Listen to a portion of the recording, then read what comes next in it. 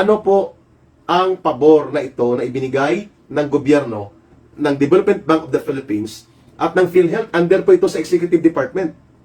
Under ito kay Marcos bilang bahagi ng ahensya ng gobyerno na may executive function.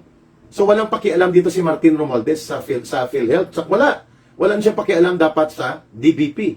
O bakit ang kanyang party list, ang kanilang party list enterprise ng asawa niya na Tingog party list ay nakakuha ngayon ng exclusive MOA. At hindi malinaw anong role nila dito. Sa kanila ba dadaan ang mga programa ng PhilHealth at mamimigay sila ng mamumudmod ng mga forma ng political bribery forms like ayuda there, ayuda here, AKAP, AX, tupad, kung ano-ano pa. Kahapon po sumambulat sa isang balita, no less than the former main consultant ng gobyerno during the time of former President Duterte, although naging controversial figure ito siya, si Dr. Lechon. Ang kanyang lechon ay hindi po yung Lidyas Lechon o Milas Lechon na spelling. Ang kanyang spelling ay Lechon. L-E-A-C-H-O-N. Si Dr. Lechon ay kilala pong public health advocate. Isa din po ito sa nagreklamo tungkol sa pangungulimbat ng bilyones na pondo ng PhilHealth na minaniobra nila Mr. Marcos at ng kanyang finance secretary upang kunin ang almost 60 billion pesos na illegal yan na bagay sapagkat yan ay hindi mo pwedeng ilipat at gamitin sa ibang mga pagkakagamitan sapagkat very specific po na pinagbabawal yan ng batas sa Universal Health Care na sumasakop sa operations ng PhilHealth. So, si Dr. Lechon po, isa yan sa nagprotesta at naging very vocal na nagrereklamo. Kasama po namin na mga independent media practitioners, ako, sila Lorraine Badoy, kami nila Attorney Marlon Busantog sa Ipanaw Sambayanan. We did our share na imulat sa taong bayan na illegal. Malversation yan at patungo yan sa pangungurakot na kubrahin mo at sakmalin ang pondo na para sa pagpapalaganap, pagpapalalim at pagpaparami ng benepisyaryo ng mga mahihirap na pamilya at individual na mga Pilipino na dapat dagdagan ng pondo at benepisyo sa PhilHealth program. So klaro tayo dyan. Si Dr. Lechon ay may isiniwalat kahapon. At mukhang ito rin ang reklamo ng iba pang mga nasa medical and health professionals at iba pang grupo ng mga advocate of anti-corruption and tagapagtanggol ng good governance. Sinabi ni Dr. Lechon na nagkaroon ng MOA signing, Memorandum of Agreement, parang kontrata, ang Development Bank of the Philippines, PhilHealth Insurance Corporation, at ang Tingog Party List na pagmamay-ari at kontrolado nila Martin Romualdez at ng asawa niyang si Yeda Romualdez. Nakakabahala po ito. Bakit? Parang naging exclusive partner ng PhilHealth at ng Development Bank of the Philippines ang isang party list organization na makakakuha siya ng undue advantage, which is illegal ito sa konstitusyon. Mga lawyers nagsalita na rin po. At ito po'y kapuna-puna sapagkat ipinagbabawal po yan ang tinatawag na dapat irespeto ang non-partisanship. Parang ang Tingog party list na ito po, nakaupo ngayon si Yeda, na asawa ni Martin Romualdez bilang kongresista, at siya po ang chairperson ng Committee on Accounts, tagapagkontrol ng labas-pasok ng mga pondo, at hindi ka makakakuha ng pondo o maka-access ng pondo anumang oras kung hindi dumaan kay Yeda. Yun pong ibig sabihin ng chairperson ng Committee on Accounts. So asawa ni Martin Romualdez mismo, si Martin Romualdez, ay nagkakaroon ng mini-conjugal dictatorship sa loob ng House of Representatives. So klaro tayo kung bakit gano'n ang poder ni Martin Romualdez. Ay samantalang hindi naman niya pagmamayari ang mga pondong ito, and they don't even own the entire Congress or the House of Representatives at least. So itong Tingog party list na ito nila Martin Romualdez ay pumasok sa isang Memorandum of Agreement na na-expose kahapon nila Dr. Lechon at ng iba pa mga health professionals and anti-corruption crusaders na ito'y isang nakakaduda at isa po itong maanomalya at iskandalusong pagbibigay ng pabor sa isang partisan group na party list group na pagmamay-ari ng Speaker of the House at kontrolado at ang kanyang asawa nakaupo pa upang maging access sila sa pagpapadaloy ng programs at mga pondo ng PhilHealth at papasok sa Development Bank of the Philippines. So ito po ay nakakaduda at maanumaliyang mga kalagayan na dapat mabusisi. this should be investigated at the Senate. Dapat maimbestigahan po ito ng Senate Blue Ribbon Committee. Hindi yan kung ano-anong walang kwenta na pang political demolition job at mga maruruming laro ng mga komunistang terorista at mga hilaw na komunista ang kanilang mga ginagamit na mga pagsasayang ng oras at pondo. Lalo na dito sa Tuadcom na binuo nila Martin Romualdez bilang mga persecutors, bullies, at mga tagapaglabag ng karapatan ng mga resource persons at mga tagapagbastos ng proseso ng tamang pagpapatupad ng batas sa ating bansa. So, klarong-klaro po na ito'y isang anomalya. Bakit nahakbang sa pagitan ng PhilHealth leadership, ng management ng PhilHealth, ng DBP, Development Bank of the Philippines, at ng Tingog Party List na kontrolado at pagmamayari nila Martin Romualdez. Klarong-klaro po mga kababayan na ito ay isang pagbibigay ng undue favor and undue advantage that can be interpreted under the Graft and Corrupt Practices Act violations. So, iskandaloso po ito. We are calling on Senator Chis Escudero and the Senate Blue Ribbon Committee Chairperson. Sino na ba ngayon nakaupo sa Senate Blue Ribbon Committee? Hindi na po ako updated. Pasensya nyo, dati yan po ay Senator Tol Tolentino. Sino ba ngayon ang Senate Blue Ribbon Committee? Parang si Alan Peter Cayetano ba? Hindi ko po sigurado kung siya. Dapat ito po ay maimbestigahan. Bakit ang asawa ng Speaker of the House na active and sitting congressperson or representative sa party list na Tingog at ganoon din po chairperson pa na makapangyarihang Committee on Accounts, silang dalawa ay involved sa Tingog Sinirangan din na party list nila at ito ay ginagamit para sa kanilang pang-personal na political ambition upang makapasok. Dalawa sila mag-asawa, kongresista, pati bayaw niya na si Raymond Mendoza bayaw yata niya ito ay party list din sa PUCP, nakaupo din. So, ito po ay parang family enterprises na nila, ang Kongreso. At parang ang pondo ng taong bayan ay ginagamit na nila sa kanilang personal na pang-political na ambisyon at nagiging kalukuhan na ang paggamit ng pondo na hindi napakinabang ng mamamayan at kabutihan ng bayan. So, dapat maimbestigahan ito. Wala nang courtesy ito. Kung kaya nilang gawin ang pangbabalahura, pagtatarantado at pangbabastos sa ikalawang pangulo ng bansa o ikalawang pinakamataas na hinalal ng taong bayan, mahigit 32 million Filipinos na nagbigay ng mandato at sovereign mandate and sovereign authority kay Sara Duterte na vice presidente natin. At ngayon, ginagamit nila ang mga komunistang impostor at mga hilaw na komunista, oportunistang politiko na survivors ng dilawan, pinklawan, bulok politics. Ngayon, ito po, iskandaluso ito. Ayon sa mga abogado, sa simpleng pagpapaliwanag, hindi mo po pwedeng gamitin ang isang grupo o organisasyon pang-politika para makakuha ng eksklusibong pabor sa programa at pundo ng gobyerno. Yan ay akto o gawaing pangkurakot. That is a Graft and Corrupt Practices Act. So bakit nag-MOA sila, nag-Memorandum of Agreement ito? At ang pinag-uusapan natin dito, may kasaysayan na nga na sinasiphon, sinasakmal, hinihigot ng gobyerno ni Marcos at the end of the year ang natitirang mga pundo sa PhilHealth, which is illegal. At kaya nagpalabas ang Supreme Court ng temporary restraining order na napigilan ang pagkuha ng remaining 29 billion pesos sa PhilHealth. At pero nakobra at nasakmal na nila ang 60 billion na mga unused or unutilized funds ng PhilHealth na dapat ay gagamitin yan para sa pagpapalawak ng beneficiary base at sa coverage of benefits sa PhilHealth sa mga mahihirap na pamilya under the specific guidelines ng Universal Healthcare Law, batas.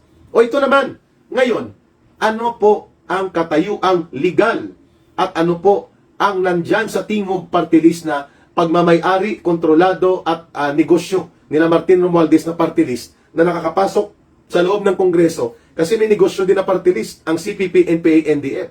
Yung party list nila na Alliance of Communist Teachers na pinamumunuan ng convicted criminal communist terrorist sponsor na si Franz Castro, ang kanilang Gabriela NPA Lovers Party List at Kabataan NPA Recruiters Party List.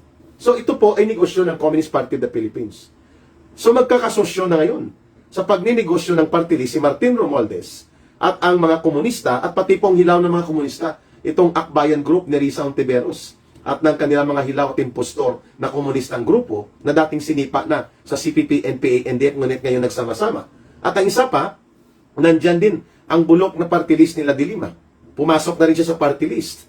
So, negosyo na nila ito, mga kababayan. Yan ang kaibahan ng ipanaw sambayanan. Prinsipyo, dangal ng mamamayan, at tamang pagsulong ng paninindigan sa pagtatanggol ng karapatan, kabutihan at kagalingan ng mamamayang Pilipino at katutubong tribong pamayanan at ng mga mahihirap na mamamayang Pilipino ang pinaninindigan ng ipanaw sambayanan, party list. Kaya ni isang tarpulin, wala pa po kami, wala kaming pondo. Kaya po nagsumikap si Ka Eric na maging aktibo muli sa social media dahil hindi pa kami nakakabalik sa aming programa sa Pilipinas Nating Mahal. Wala kaming pondo, wala kaming capital outlay for campaign, at wala kami pang mga donors. At ang only platform na naririnig at nakikita nyo na may party list pala na pwedeng manindigan para lumaban sa CPP, NPA, NDF na mga negosyo nila na party list na nagwawasak ng ating bayan ay sa pamamagitan po ng ipanaw sambayanan. At isa po si Ka Eric, number 3 nominee lang po ako dyan. Pero ako po ay nagsusumikap na matulungan ng mga ipanalo natin ang party list na ito through sa social media natin. Ngayon, nakakapagtaas ng kilay at nakakapagpa-high blood na rin pati. Ano po ang pabor na ito na ibinigay ng gobyerno ng Development Bank of the Philippines at ng PhilHealth? Under po ito sa Executive Department. Under ito kay Marcos bilang bahagi ng ahensya ng gobyerno na may executive function. So walang pakialam dito si Martin Romualdez sa PhilHealth. So, walang siyang pakialam dapat sa DBP.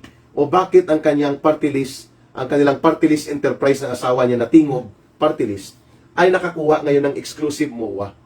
At hindi malinaw anong role nila dito.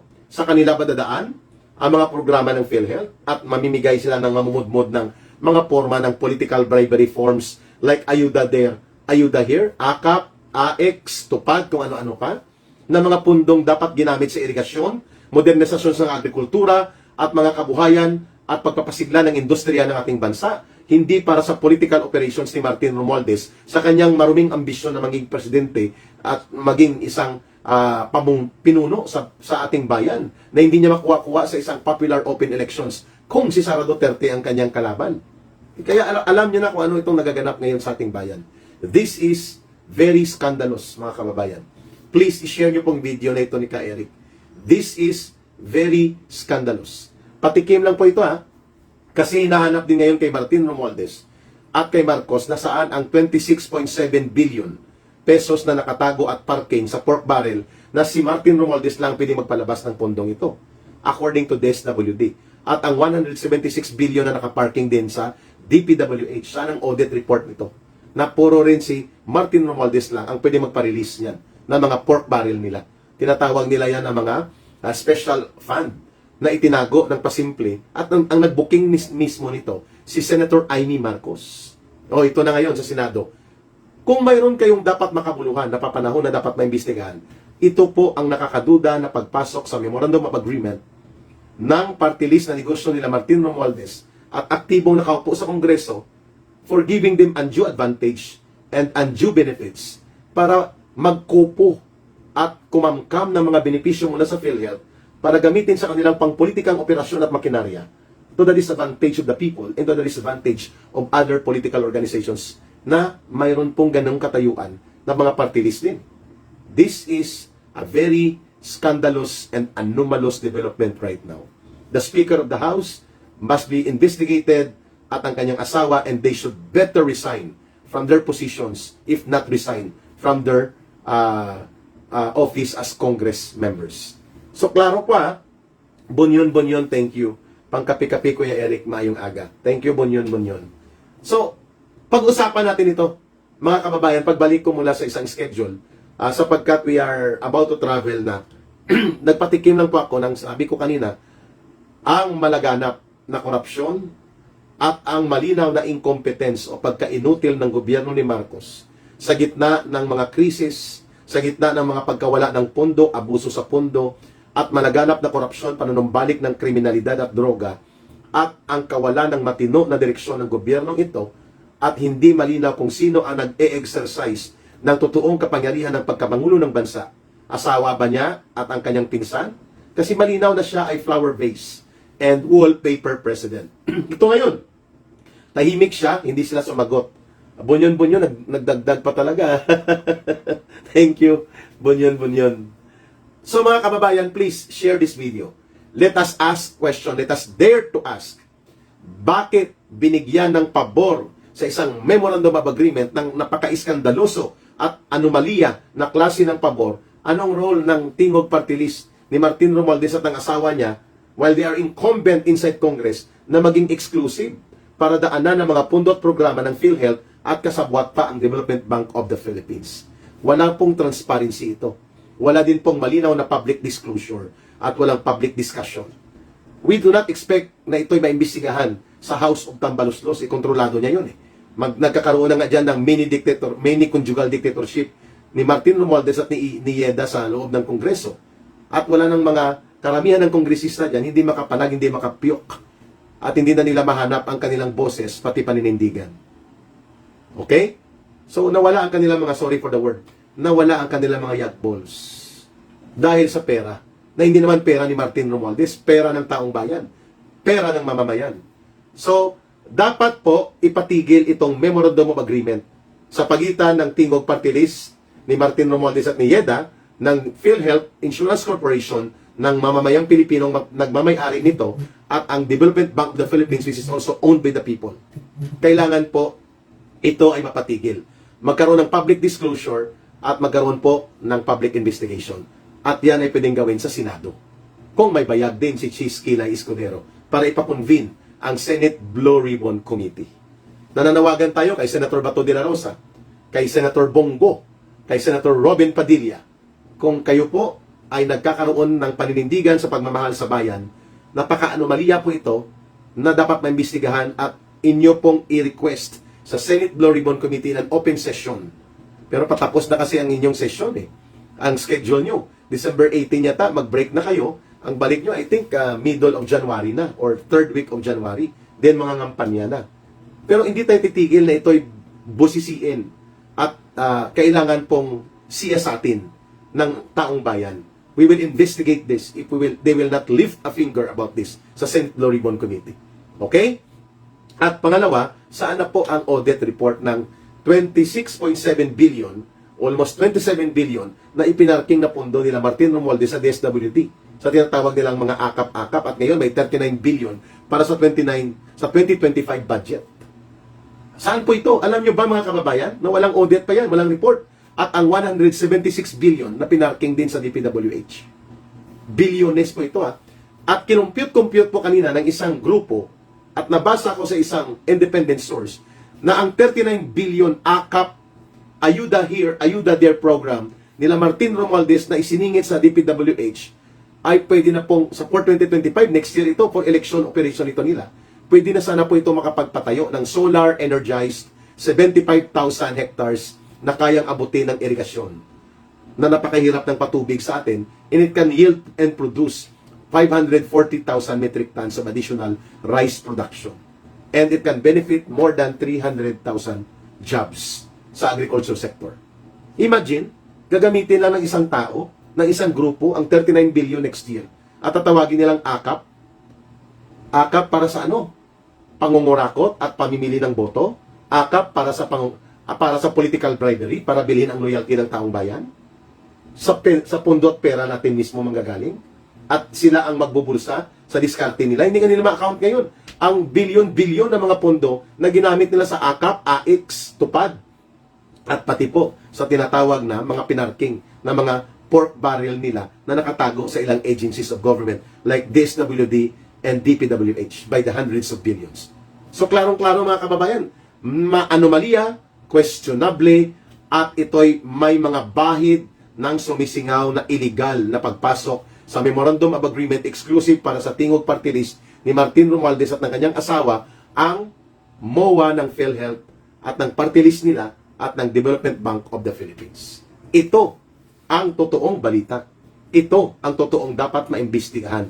At ang bilyones na mga pondo, hindi po tayo titigil sapagkat yan ay pera ng mamamayan. Dugo at pawis po ninyo yan.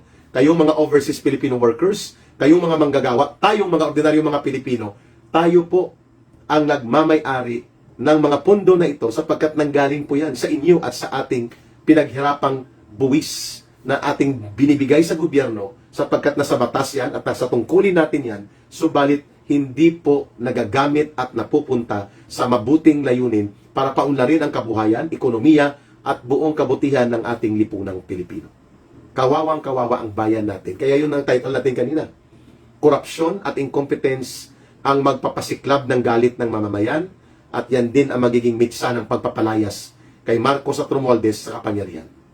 Magaganap po yan, mga kababayan. Wala na pong Umani naman ito ng iba't ibang reaksyon mula sa ating mga netizens. Ayon kay Risa Ricafort, dapat nang tanggalin ng mga Marcos at Romualdez sa gobyerno. Pahayag naman ni Edward Guerrero, dapat imbestigahan ng Senado yan, grabe talaga administration ngayon, kawawa naman ang bansa natin. At ito naman ang saloobin mula sa ating kababayan na si Alejandro Reyes, that is grave abuse of authority. This should be investigated and held them accountable for their wrongdoing. Mga kababayan, feel free to comment below para maglabas ng saloobin sa balitang ito.